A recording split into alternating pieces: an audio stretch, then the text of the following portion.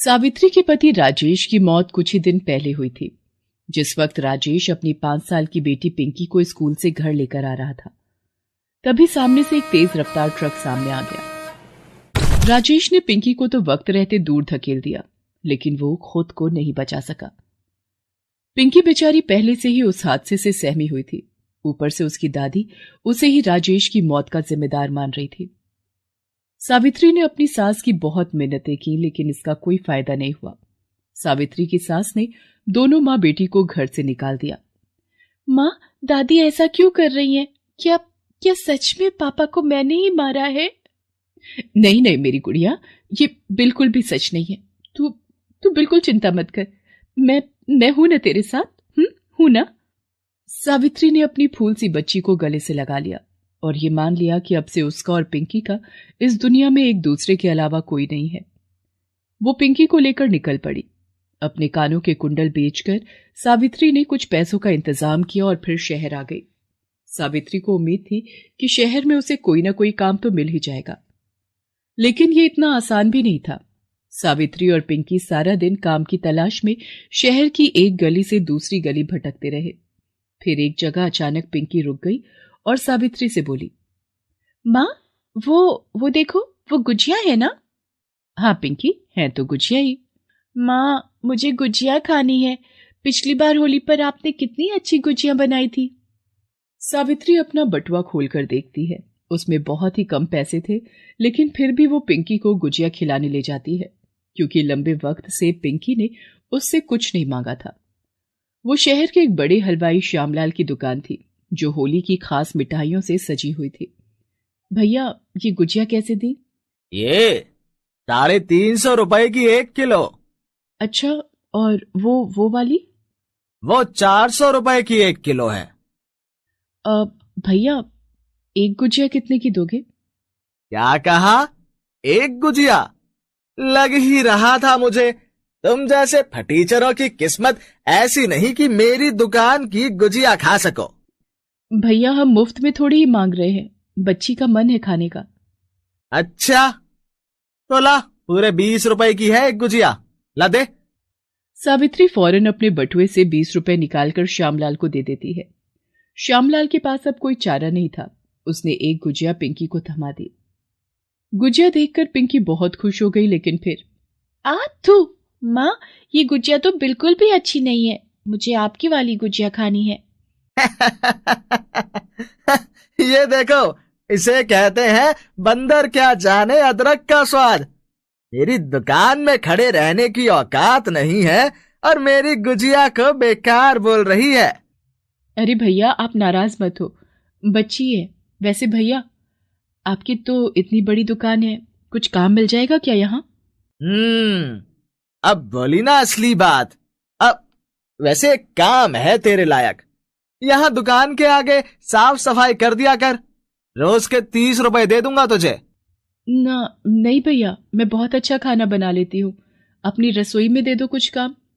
हो, मेरी रसोई में काम करेगी?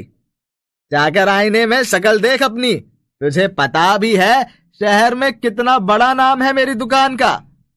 एक से एक खानसामे है मेरे पास, उन्हें हटाकर मैं तुझे रख लूं? मेरा दिमाग इतना खराब नहीं हुआ अभी। अब तू भी अपने दिमाग को ठिकाने पर ला और निकल मेरी दुकान से। न जाने कहां कहां से आ जाते हैं।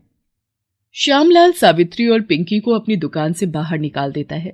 सावित्री को उसके बर्ताव से बहुत दुख होता है, लेकिन फिर भी वो हिम्मत नहीं हारती। अब वो घर घर जाकर काम की तलाश करने लगती है और फिर एक जगह। देखो, तुम्हें पहले खाना बनाकर दिखाना होगा। मेरी बेटी को पसंद आ गया तो ठीक है, वरना मुझे माफ करना। वो क्या है ना, मेरी बेटी के खाने को लेकर बड़े नखरे हैं। आप चिंता मत कीजिए मेम साहब, मुझे उम्मीद है कि बेबी जी को मेरे हाथ का खाना पसंद आ जाएगा। वो घर मालिनी का था। शहर की बड़ी सोसाइटी में वो एक आलीशान घर था। घर के हर काम के लिए अलग अलग नौकर थे वहां, और वहां अब सावित्री को अपनी जगह बनानी थी। उसने पूरी मेहनत से खाना बनाया और फिर डाइनिंग टेबल पर। ये क्या मॉम, आपने तो कहा था कि नई कुक है, लेकिन खाना तो वही पुराना लग रहा है। और ये क्या है?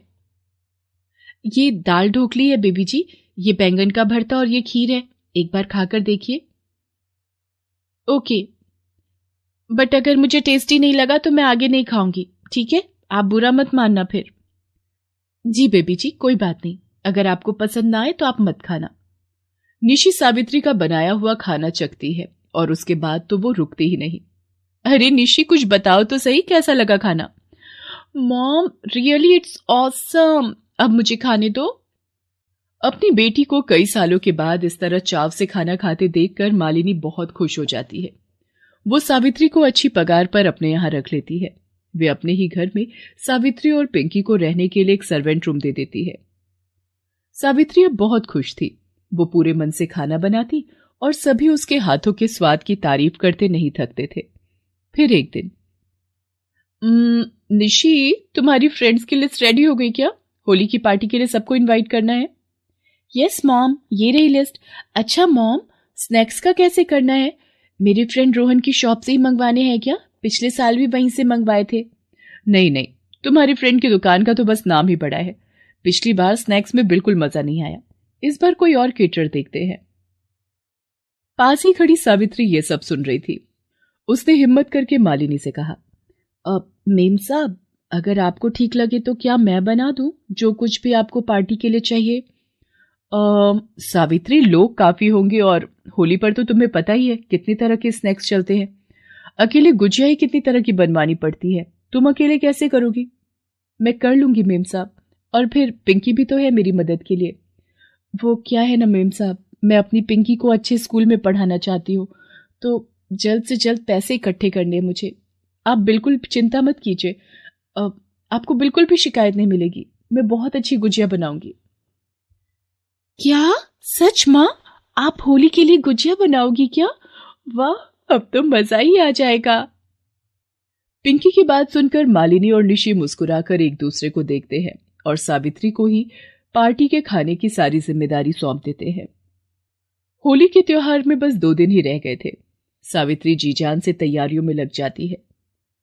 पिंकी भी उसकी पूरी मदद करती है। फिर होली के दिन, वाओ निशी, सच में यार, ये गुजिया और ये लड्डू, ये तो गजब के बने हैं। वैसे तुमने सही किया जो पापा की केटरिंग नहीं रखी। लाओ, इसी बात पर एक गुजिया और खिलाओ। ये देखो, वैसे तुम्हारे पापा बाहर ही खड़े हैं। अगर उन्होंने सुन ली ना तुम्हारी बात तो सोच लो क्या होगा। निशी की बात सुनकर उसके सारे फ्रेंड्स हंसने लगते हैं।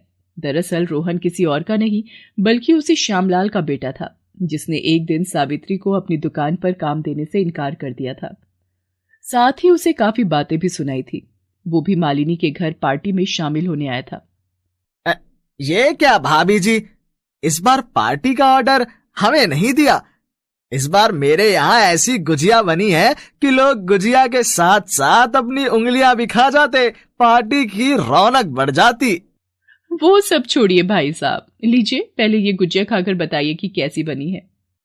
श्यामलाल मालिनी की दी हुई गुजिया खाता है और उसे खाते ही उसके चेहरे के हाव भाव ही बदल जाते हैं। अरे अरे, ध्यान से भाई साहब, उंगली मत खा जाइएगा। गुजिया अच्छी है। वैसे किसे ऑर्डर दिया इस बार? अपनी हाउस कुक को। ये सारे स्नैक्स उसी ने बनाए हैं।